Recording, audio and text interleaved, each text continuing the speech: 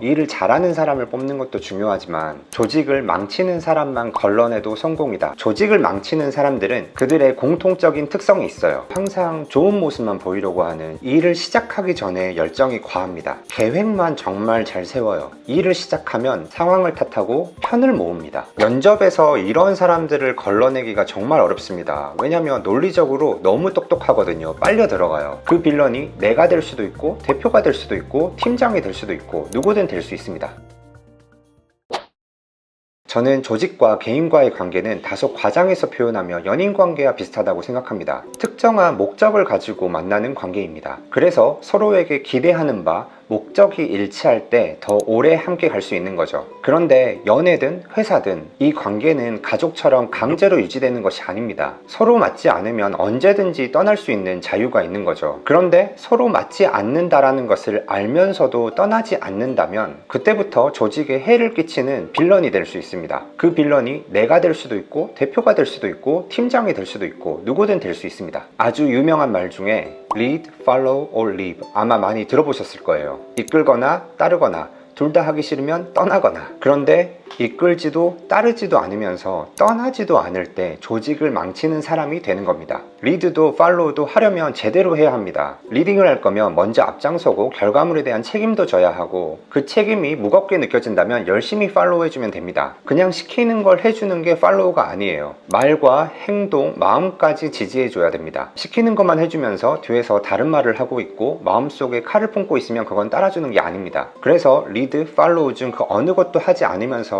떠나지도 않고 있으면 조직을 망치고 있을 확률이 아주 큽니다. 조직을 망치는 사람들은 역량이 부족하다가 아니라 일종의 상태에 있다고 말하고 싶습니다. 하지만 본인이 어떤 상태에 있는지 모르거나 그 상태를 알면서도 어떠한 제대로 된 선택도 하지 않는다면 그때는 역량의 문제라고 생각합니다. 그런데 유독 이렇게 조직을 망치는 빌런의 상태가 되기 쉬운 사람들이 있습니다. 그들의 공통적인 특성이 있어요. 저는 지난 3년 동안 채용, 면접에 가장 많은 시간을 썼는데요. 1년에 평균 100명 정도 면접을 본 것 같습니다. 그런데 면접 때는 정말 훌륭해 보였던 친구들이 막상 회사에 들어오면 조직을 망치는 케이스가 종종 있었어요. 그럴 때마다 내가 놓친 부분이 있었구나, 내가 잘못 본 부분이 있었구나, 이렇게 자책하면서 면접 기준과 평가 기준을 다시 재정비하고 3년 동안 정말 많은 연구를 했습니다. 그럼에도 불구하고 인간이라는 존재는 너무 복잡해서 면접에서 그 사람의 면모를 100% 캐치한다는 것은 불가능합니다.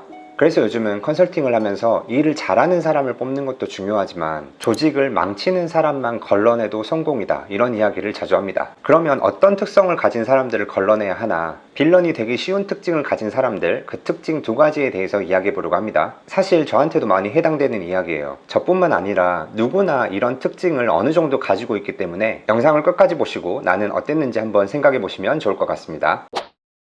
첫 번째로는 남들에게 좋은 모습만 보이려는 사람들, 더 정확히 말하면 남들에게 자신의 부족한 모습을 들키지 않으려고 애쓰는 사람들. 우리가 조직에서 함께 일을 하다 보면 갈등은 생길 수밖에 없습니다. 그리고 항상 성공할 수 없어요. 제가 항상 주장하는 말이 있는데, 만약 내가 항상 옳고 항상 성공할 자신이 있으면 회사를 다니면 안 됩니다. 그런 확신이 있으면 자기 회사를 차려야죠. 왜 회사에서 자신의 재능과 확신을 낭비합니까? 그럼에도 불구하고 항상 좋은 모습만 보이려고 하는, 좋은 사람이고 싶어하는 사람들이 있습니다. 이런 사람들은 갈등이나 실패의 상황을 본능적으로 회피합니다. 하지만 회피를 할 수 없는 상황이 오면 실패나 갈등을 인정하기보다는 자신을 정당화하려고 엄청난 노력을 합니다. 논리 싸움을 합니다. 상황을 탓하고 해결책보다는 변명을 하는데 엄청난 논리로 시간과 에너지를 씁니다. 그리고 다른 사람들과 비교를 해요. 왜 저 사람한테만 저렇게 관대하고 나에게만 이렇게 가혹한가? 남의 성취를 쉽게 깎아내리기도 합니다. 나도 저렇게 지원해주면 잘할 수 있었다. 저 친구는 상황이 좋았던 거다, 운이 좋았던 거다. 마지막으로 이게 정말 조직을 망치는 행위인데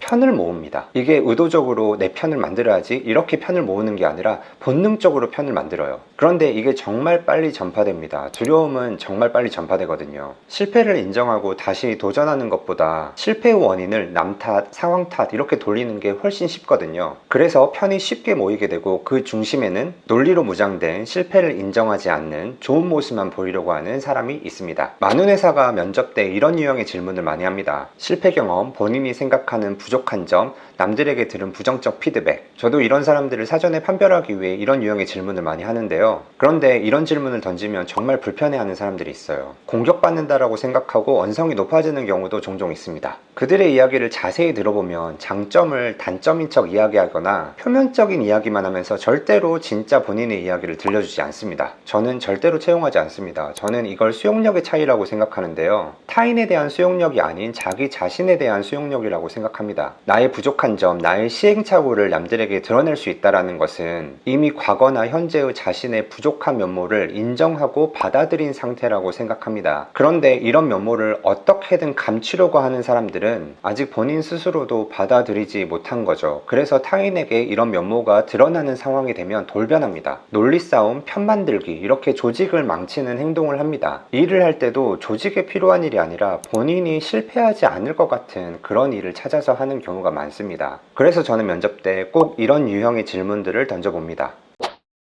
두 번째로는 일을 시작하기 전에 열정이 과합니다. 다르게 말하면 계획만 정말 잘 세워요. 그런데 막상 시작하면 행동이 더뎌요. 행동이 더딘 이유는 의심하기 때문인데요. 이 일을 시작하기 전에는 계획을 세울 때는 누구보다도 강했던 확신의 에너지가 이 일을 시작하면 불신, 의심의 에너지로 바뀝니다. 많은 사람들이 이런 특징을 가지고 있어요. 저도 그렇고요. 직장인들이 부업으로 유튜브, 블로그 이런 거 많이 생각해 보잖아요. 시작하기 전에는 나는 매일 글을 쓸 거고 몇 개월 뒤면 수익이 날 거고 그러면 부업으로 100만 원, 200만 원을 벌 수 있을 거고 아주 설레면서 계획을 세웁니다. 그런데 막상 마음 먹고 다음날 눈 뜨고 일어나면 생각이 바뀌어 있는 경우가 대부분이에요. 아니면 시작하고 글을 한두 편 써보면 생각이 바뀝니다. 안 될 이유가 100가지 넘게 생각나거든요. 그리고 이 안 될 이유 100가지가 내가 이 일을 안 해야 되는 이유 100가지로 바뀌면서 나의 행동을 느리게 더디게 만듭니다. 개인의 계획은 그럴 수 있습니다. 저도 자고 일어나면 항상 생각이 바뀌어 있거든요. 그런데 함께 일하는 조직에서 이런 상황은 조직을 망칠 수 있습니다. 계획을 세울 때는 그 누구보다 논리적으로 사람을 설득하지만 동시에 실행을 시작하면 그 누구보다도 안 될 이유, 안 해야 될 이유를 논리적으로 찾아내는 사람들, 그러면 그 안 되는 이유, 안 해야 하는 이유가 주변에 너무 쉽게 전파됩니다. 시작 전에는 확신, 열정, 시작을 하고 나서는 불신, 의심, 조직을 망치기 쉬운 사람의 특징입니다. 이 두 번째 케이스도 첫 번째 케이스와 유사한 점이 있어요. 첫 번째 케이스가 본인의 현재 혹은 과거의 실패 경험, 부족한 면모를 숨기고 드러내는 것을 두려워한다면 이 두 번째 케이스의 사람들은 미래의 실패에 대한 두려움이 큽니다. 조금만 실패할 것 같다라는 생각이 들면 다시 원점으로 돌아가요. 면접에서 이런 사람들을 걸러내기가 정말 어렵습니다. 왜냐하면 논리적으로 너무 똑똑하거든요. 빨려 들어가요. 그런데 이런 친구들에게 본인의 인생의 선택지에 대해서 왜 이걸 선택했고 어떤 과정과 어떤 결과물을 만들어냈고 결과물을 통해서 뭘 느꼈고 그래서 그 다음에는 어떤 선택을 했는지 이렇게 전체의 하나의 시퀀스적 상황을 물어보면 계획을 세울 때만 설레는 사람들의 답변은 그 과정과 결과물이 선택의 이유에 비해서 아주 빈약합니다. 그럼 한번 의심해봐야 돼요. 그런데 이런 똑똑한 논리력을 가진 사람들이 조직에 필요한 경우가 있습니다. 저는 이런 유형의 사람들은 내부의 구성원으로 채용을 하는 것보다 컨설팅 자문의 역할로 외부에서 도움을 받는 게 좋다라고 주장합니다. 분명히 그들의 논리가 조직의 성장에 도움이 되거든요. 그런데 조직에서 함께 시행착오를 반복하면서 결과물을 만들어내는 그런 역할에는 적합하지 않다라고 생각합니다. 오히려 내부에서는 조직을 망칠 수도 있습니다. 결국 이 두 가지 특징을 종합해보면 조직을 망칠 확률이 높은 사람, 채용이나 중요한 역할을 맡을 때 걸러야 되는 사람들은 수용력이 부족한 사람입니다. 그런데 수용력이 부족하다는 일종의 상태입니다. 인간이 모든 부분을 수용하고 수용력을 가질 수 없죠. 그럴 필요도 없고요. 실제로 어떤 사람이 A라는 조직에서는 수용력이 낮다고 평가받을 수도 있지만 B라는 조직에서는 수용력이 높다고 평가를 받을 수도 있습니다. 제가 영상 초반에 개인과 조직은 같은 목적으로 만나는 서로 기대하는 바가 일치하는 일종의 파트너 관계라고 이야기했는데요. 서로의 목적성이 비슷한 조직을 만나면 수용력이 높아집니다. 그래서 이 수용력의 상태는 상황 환경에 따라서 계속 바뀔 수 있습니다. 그런데 내가 지금 이 상황에서 불편해하고 있구나, 내가 나의 이런 모습이 남들에게 드러나는 걸 두려워하고 있구나, 이런 걸 인지하는가 인지하지 못하는가는 역량이라고 생각합니다. 그래서 그 상황과 본인의 상태를 인지하고 지금 나에게 필요한 선택, 리드, 팔로우, 리브 이 중 하나를 선택하는 사람, 알면서도 이도저도 선택하지 못하는 사람, 이 차이도 역량이라고 생각합니다. 미움받을 용기 이런 책들이 정말 유행했고 많이 유명하잖아요. 그런데 책 한 권 읽는다고 사람이 바뀌지 않거든요. 항상 스스로 의식하기 위한 질문을 계속 던지고 내 마음의 상태를 알았으면 내 마음과 말과 행동을 일치시키려는 노력, 훈련이 필요합니다. 필요하다면 외부의 시선을 통해 지금 나의 상태를 확인받는 것도 엄청난 도움이 됩니다. 나 자신을 잘 알고 나답게 살기 위해서는 평생 해야 하는 훈련이 아닐까라고 저는 개인적으로는 생각합니다. 혹시 여러분도 실패할까봐, 남들에게 비웃음을 당할까봐 망설이고 있는 그런 선택이 있으신가요? 지금 나의 마음과 다른 말과 행동을 해야 되는 그런 상황을 마주하고 계신가요? 그런 상황이나 선택이 있다면 한번 공유해 주시면 좋을 것 같습니다. 지금 나의 마음 상태와 상황을 정리해 보는 것, 용기 내기의 시작점이 될 수 있습니다.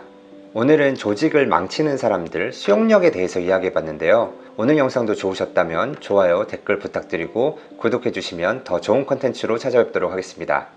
감사합니다.